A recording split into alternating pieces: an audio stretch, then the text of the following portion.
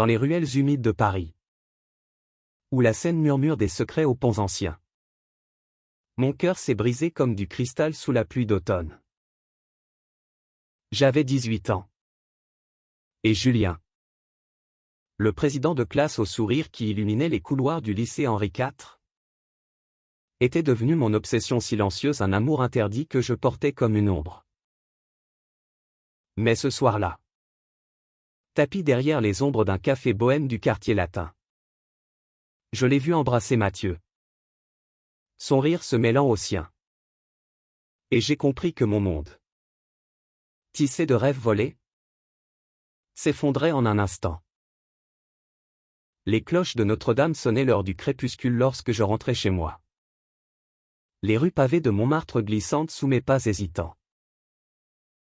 Alexandre Duval? C'est moi. Un garçon français ordinaire de 18 ans. Fils d'un boulanger et d'une couturière.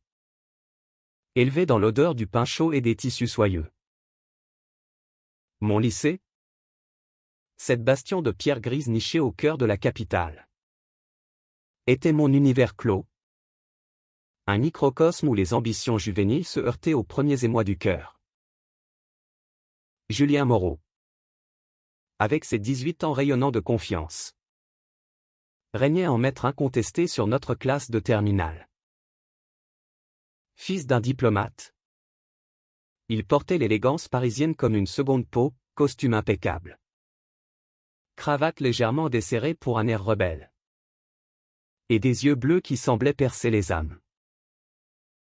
Il organisait les débats avec une passion qui faisait vibrer l'air, défendant les droits des minorités avec une ferveur qui, je le savais maintenant, cachait ses propres luttes intimes.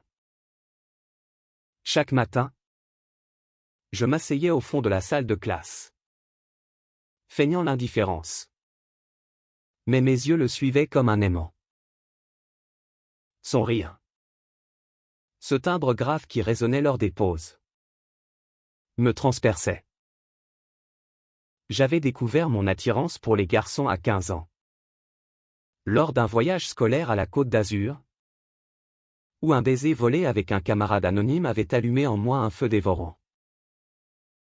Mais Julien, il était différent. Il représentait tout ce que je désirais, la force, la visibilité, l'acceptation.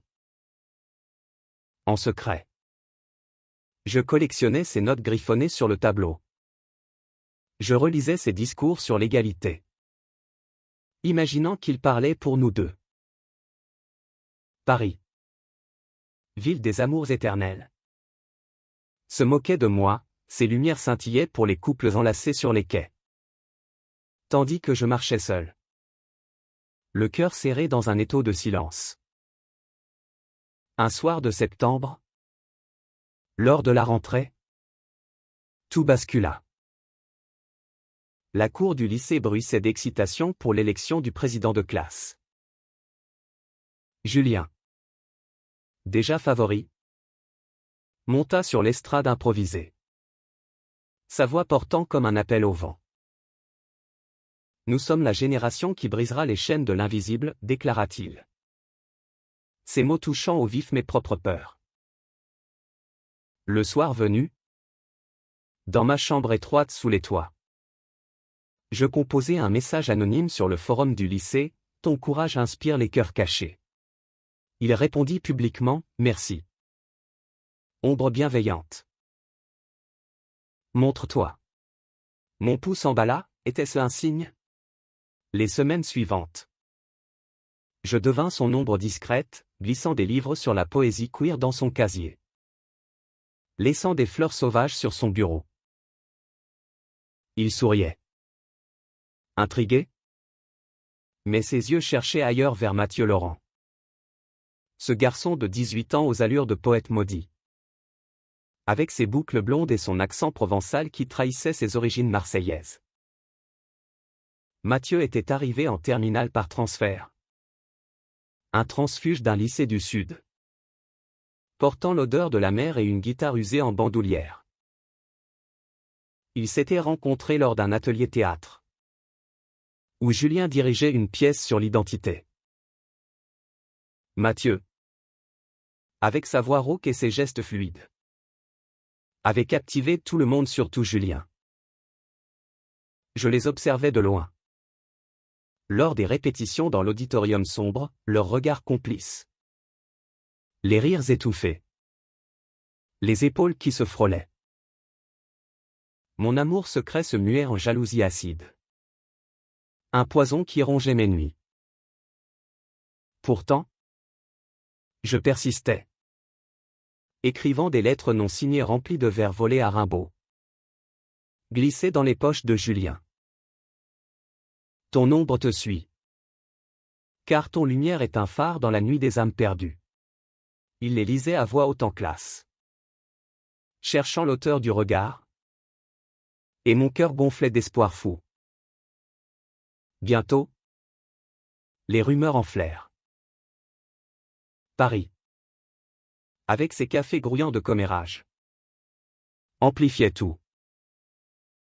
Une amie, Élise, me confia un jour au bord de la Seine, Julien et Mathieu. Ils sont ensemble. Tu sais. Discret. Mais évident pour qui regarde bien. Le monde vacilla. J'errais dans les jardins du Luxembourg. Les feuilles mortes craquant sous mes pieds. Me demandant si mon silence m'avait condamné. Était-ce cela? L'amour LGBT dans notre France en mutation. Où les mariages pour tous faisaient les gros titres. Mais où les cœurs adolescents naviguaient encore dans des eaux troubles? Je décidai de me révéler. Lors d'une fête de classe dans un loft du Marais. Quartier arc-en-ciel de la ville. Je m'approchai de lui. Champagne en main. Les mots tremblants sur mes lèvres. Mais avant que je ne parle, Mathieu surgit, l'enlaçant avec une tendresse possessive. Julien rougit. Heureux. Et mon courage s'évapora comme la brume matinale. Cette nuit-là, rentrai chez moi. Je pleurais pour la première fois depuis des années. Les murs de ma chambre, tapissés de posters de la tour Eiffel illuminée, semblaient se refermer. Mon secret. Ce fil ténu reliant mon âme à la sienne, s'était rompu. Pourtant, au fond de la douleur, une étincelle naquit, peut-être que l'amour n'était pas possession, mais libération. Les jours suivants, je m'éloignai, observant de plus loin. Julien et Mathieu formaient un duo inséparable. Militant ensemble pour les droits LGBT lors d'un rassemblement place de la République. Leur pancarte, Amour sans frontières, flottait au vent. Et pour la première fois, je vis Julien non comme un idéal inaccessible, mais comme un homme vulnérable, luttant pour son propre droit d'aimer. L'hiver s'abattit sur Paris comme un manteau de givre, transformant les boulevards en labyrinthes scintillants. Je m'enfonçais dans mes études, feignant l'indifférence. Mais chaque rencontre fortuite avec Julien ravivait la braise. Lors d'un projet de groupe sur la littérature française, nous fûmes assignés ensemble une ironie cruelle du destin. Assis dans la bibliothèque du lycée, entouré de rayonnages croulant sous les volumes jaunis de Proust et Gide, je sentais son parfum.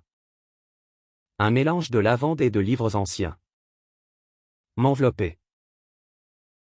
Alexandre, tes idées sur l'amour caché dans À la recherche du temps perdu sont brillantes, me dit-il un après-midi.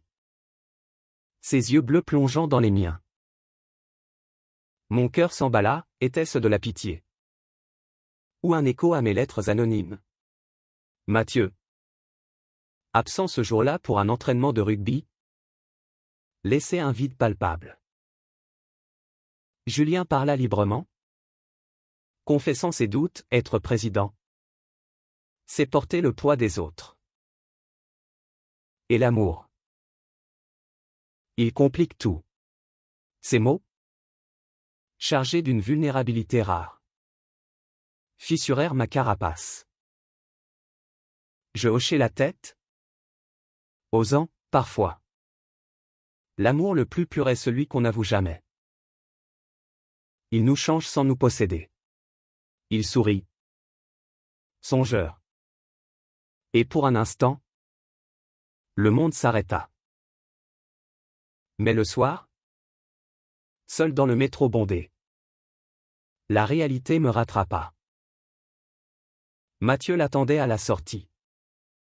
Un bouquet de roses rouges à la main, symbole kitsch d'un amour assumé. La jalousie me consumait. Je commençais à suivre Mathieu en secret. Non par malice, mais par désespoir. Ses pas le menaient au bord de la Marne, où il composait des chansons sur sa guitare. Des ballades sur l'amour interdit qui, ironiquement, résonnaient avec ma propre douleur. Un soir, je l'affrontai dans un parc isolé. Pourquoi lui? Qu'est-ce qu'il voit en toi que je ne peux offrir? Les mots jaillirent. Amers. Mathieu. Surpris mais calme. Répondit, l'amour n'est pas un trophée. Alexandre. Julien m'a vu parce que je me suis montré. Toi. Tu restes dans l'ombre. Ces paroles, comme un miroir, me renvoyèrent à ma lâcheté. Il n'y avait pas de haine en lui. Seulement une compassion triste pour ce garçon brisé que j'étais. Ce face-à-face me transforma. Au lieu de m'effondrer, je me tournai vers l'écriture. Dans un carnet secret, je déversai mes tourments, poèmes sur l'amour non réciproque. Nouvelles sur des âmes queer errant dans les rues de Paris. Élise, ma confidente, lut les premiers et insista, publie-les. C'est ton arme contre le silence.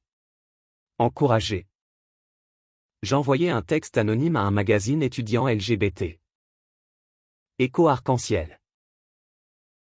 À ma stupeur, il fut publié. Et Julien le lut en classe. Les yeux humides. Qui que tu sois, continua-t-il. Ton courage nous unit tous. Pour la première fois, je sentis que mon amour secret, même invisible, touchait les autres. Mais le drame s'amplifia. Une tempête éclata lors d'une manifestation pour les droits trans, où Julien et Mathieu marchaient en tête. Des contre-manifestants hurlèrent des insultes. Et une bagarre éclata. Je vis Julien protéger Mathieu d'un coup de poing. Son visage ensanglanté. Fou d'inquiétude, j'intervins, poussant l'agresseur et entraînant Julien à l'abri. Dans l'ambulance qui filait vers l'hôpital, il serra ma main, merci. Alexandre. Tu as été là. Mathieu, pâle, hocha la tête en silence. Cette nuit, veillant au chevet de Julien, je compris la profondeur de leur lien forgé dans le feu des épreuves partagées. Le printemps fleurit tardivement à Paris. Ces cerisiers du Luxembourg tardant à éclore comme mes espoirs renaissants. Julien se rétablit vite. Son charisme intact. Mais une cicatrice discrète barra son sourcil. Rappel poignant de cette nuit chaotique. Notre amitié naissante se tissa dans les cafés du Saint-Germain-des-Prés, où nous discutions philosophie jusqu'à l'aube. L'amour, c'est comme la Révolution française. Alexandre, il bouleverse tout, mais exige du courage pour survivre, philosophait-il. sa tasse de café fumant entre les mains. Mathieu se joignait parfois. Son humour provençal allégeant l'atmosphère. Mais je sentais une tension sous-jacente comme si mon présence rappelait à Julien l'ombre de son admirateur secret. Un jour, lors d'une sortie scolaire à Versailles, le passé ressurgit. Sous les allées bordées de statues royales, Julien me confia ces lettres anonymes. C'était toi. N'est-ce pas? Elles m'ont aidé à m'accepter. Mon aveu jaillit. Libérateur, oui. Je t'aimais? Julien. En secret. Follement. Il posa sa main sur mon épaule. Doux mais ferme, ton amour m'a touché. Mais mon cœur appartient à Mathieu. Il m'a vu entier. Avec mes failles. La douleur fut aiguë, mais purificatrice. Au lieu de fuir, je restais, écoutant leurs histoires, comment Mathieu l'avait embrassé pour la première fois sous la pluie de Provence. Comment ils avaient affronté le coming out ensemble auprès de familles conservatrices. Cette vulnérabilité collective nous lia. Nous formâmes un trio improbable.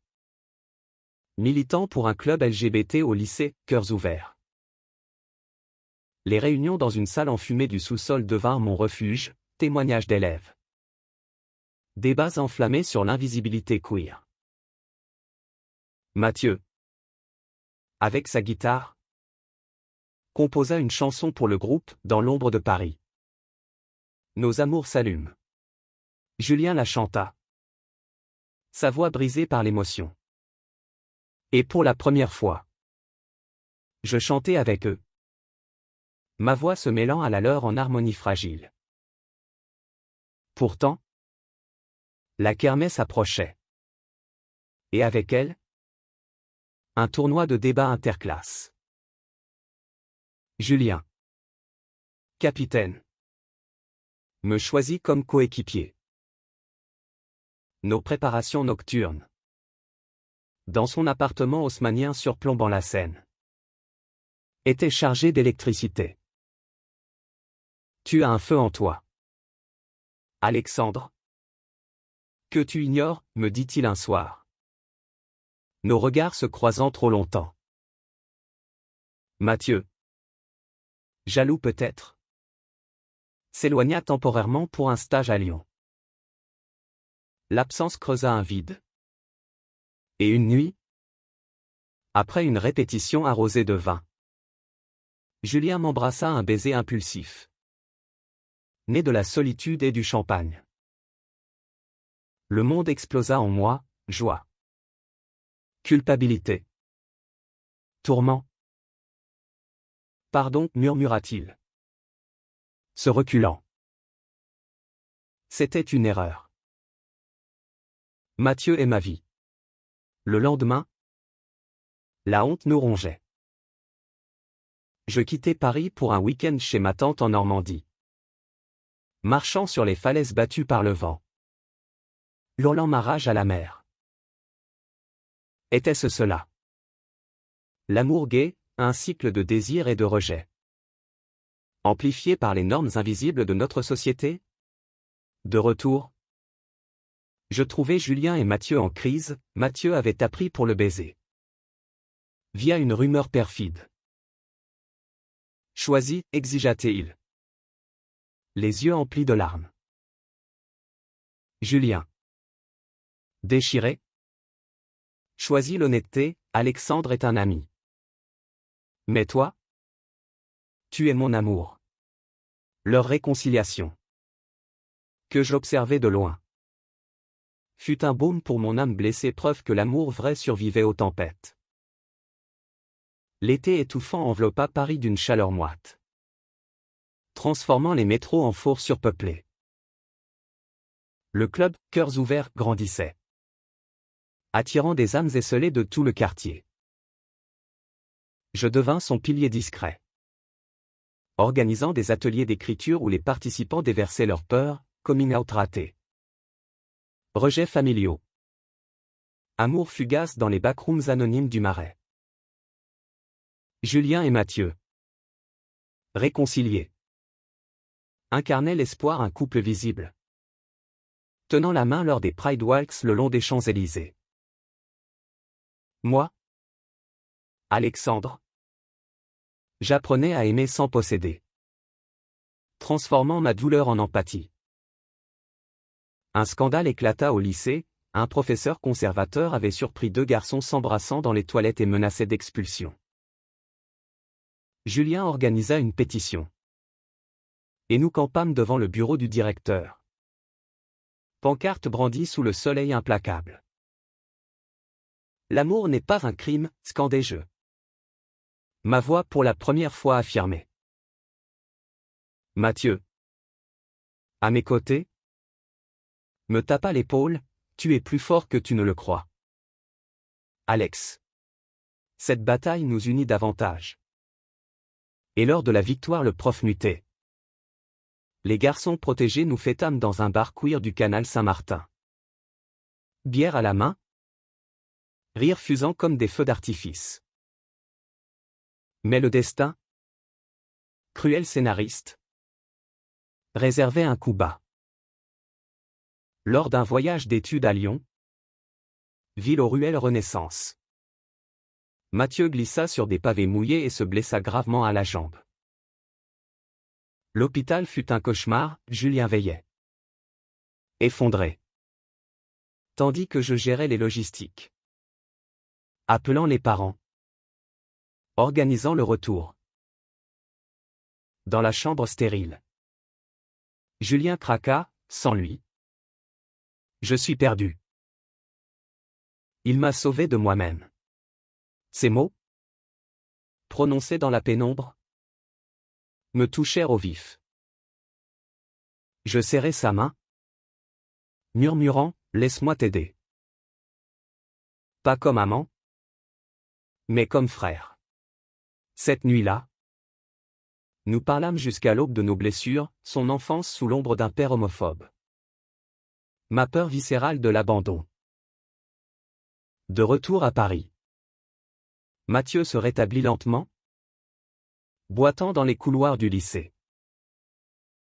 Leur amour, testé par l'adversité, s'approfondit promenade lente le long de la Seine, où Julien poussait le fauteuil roulant de Mathieu. Leurs murmures intimes flottant dans l'air tiède. Je trouvai ma propre étincelle lors d'une soirée poésie au club, un garçon nommé Théo. 17 ans. Aux yeux noisettes et à la voix douce. Lut un poème sur la guérison queer. Nos regards se croisèrent. Et pour la première fois, je sentis un frisson nouveau, pas de possession, mais de possibilité. Pourtant, la jalousie résiduelle me hantait.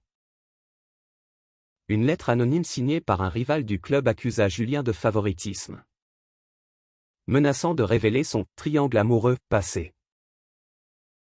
Le lycée bruissa de ragots. Et Julien, acculé, confronta le groupe, j'ai aimé en secret. J'ai trahi sans le vouloir. Mais j'ai appris l'honnêteté. Sa confession publique, courageuse, dissipa les ombres. Mathieu, à ses côtés, ajouta, l'amour nous rend humains. Pas parfait. Moi, dans l'ombre, je sus que mon rôle invisible avait pavé la voie à cette vérité. L'automne revint avec ses feuilles d'or et de rouille, balayant les boulevards d'un tapis mélancolique. Le baccalauréat approchait. Deadline impitoyable qui transformait nos nuits en marathon de révision. Julien, toujours leader, organisa des sessions collectives dans un café du Montparnasse, où croissants et équations se mêlaient. Théo et moi, assis côte à côte, échangions des regards timides, conversations sur Baudelaire. Rire sur nos maladresses queer. tu as les yeux d'un poète qui a vu trop de pluie, me dit-il un soir. Et mon cœur, cicatrisé, s'ouvrit comme une fleur tardive.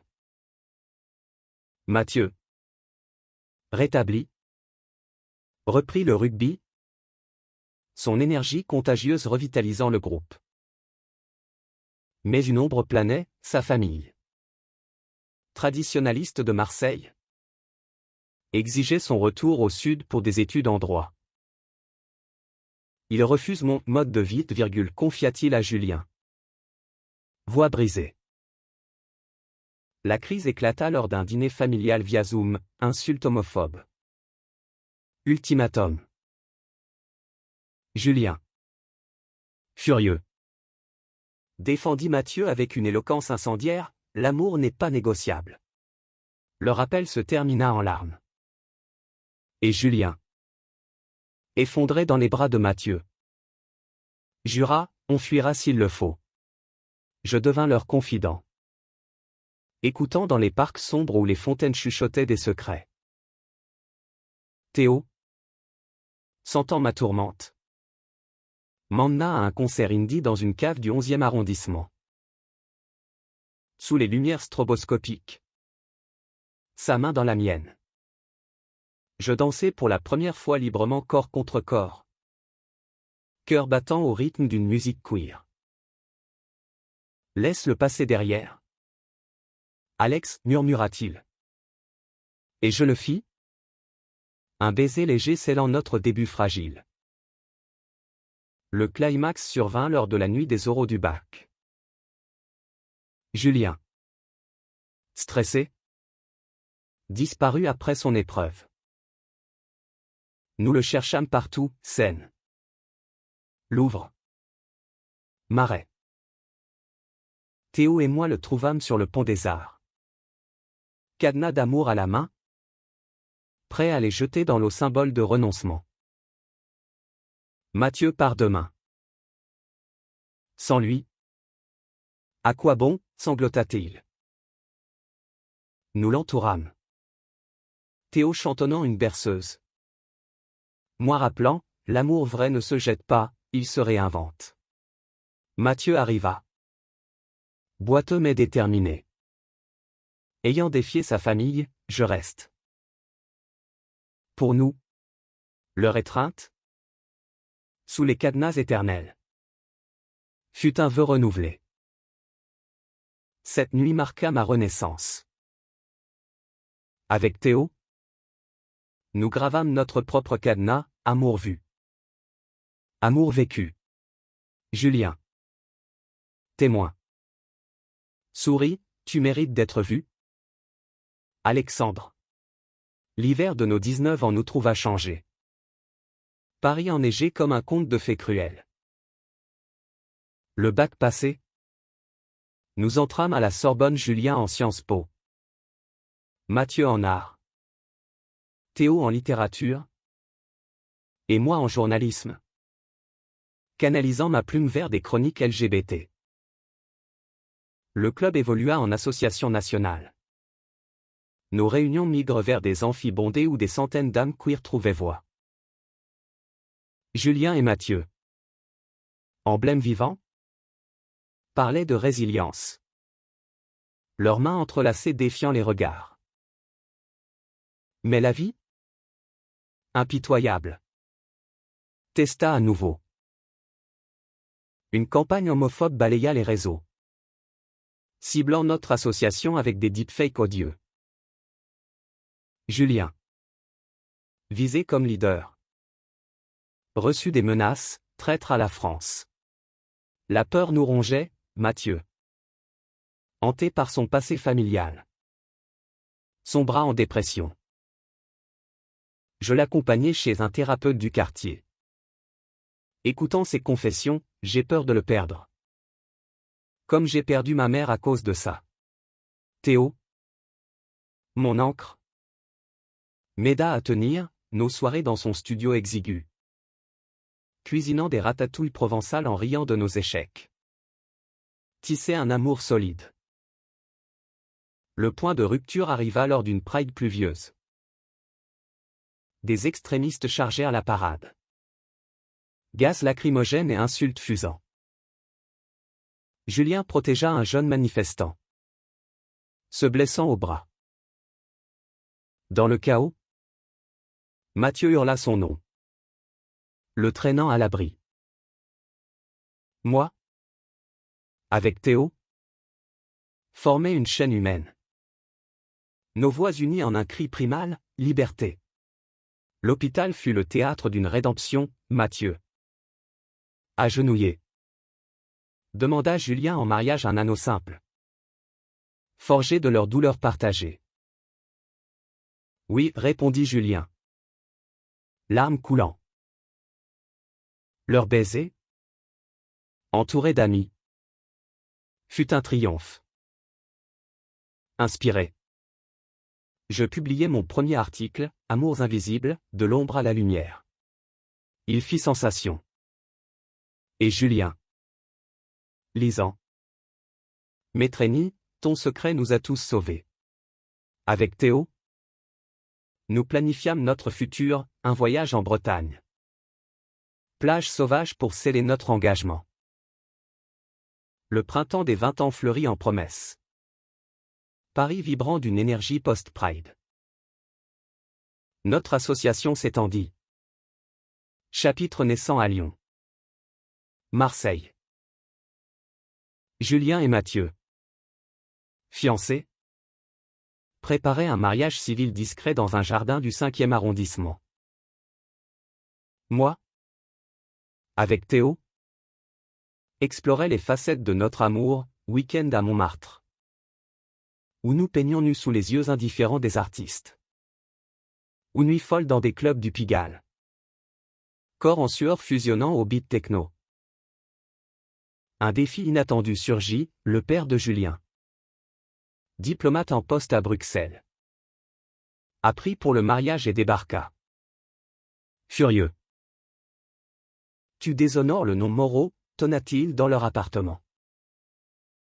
Julien, droit comme une lame, riposta, l'horreur serait de renier mon cœur. Mathieu, solide, ajouta, nous construisons une famille. Pas une façade. Le père, brisé, s'effondra en sanglots révélant son propre secret, un amour gai réprimé dans sa jeunesse.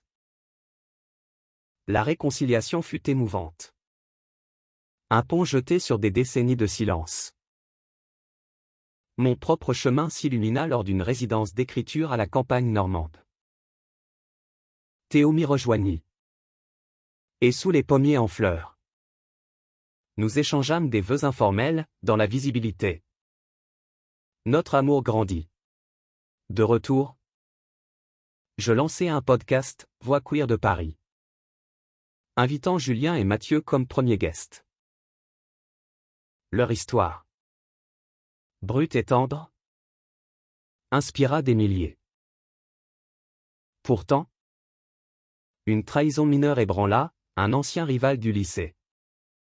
Jaloux. Léaka des photos volées de notre groupe. Le backlash fut féroce, mais nous ripostâmes avec une campagne virale, Amour vu. Les soutiens affluèrent, transformant la honte en force. L'été de nos 21 ans culmina en un mariage double, Julien et Mathieu, suivi de Théo et moi, dans un château loué en Bourgogne. Sous un ciel étoilé. Vœux prononcés en français ancien. Rire et larmes se mêlant. De l'ombre à la lumière. Nous avons marché, déclama Julien, sa voix portant comme au lycée. Mathieu, ému, ajouta, et l'amour, une fois vu, illumine le monde. Des années plus tard, Paris nous vit grandir, Julien politicien pour les droits, Mathieu musicien engagé, Théo professeur inspirant, moi journaliste acclamé. Mon livre, Le Président invisible, devint un manifeste queer. prouvant que les amours secrets forgent les révolutions intimes. Dans les rues éternelles de la ville lumière, nous marchions main dans la main visible. Victorieux. L'amour, guécéenne et romantique, nous avait enseigné, voir l'autre, c'est se voir soi-même. Et dans cette visibilité, la vraie liberté.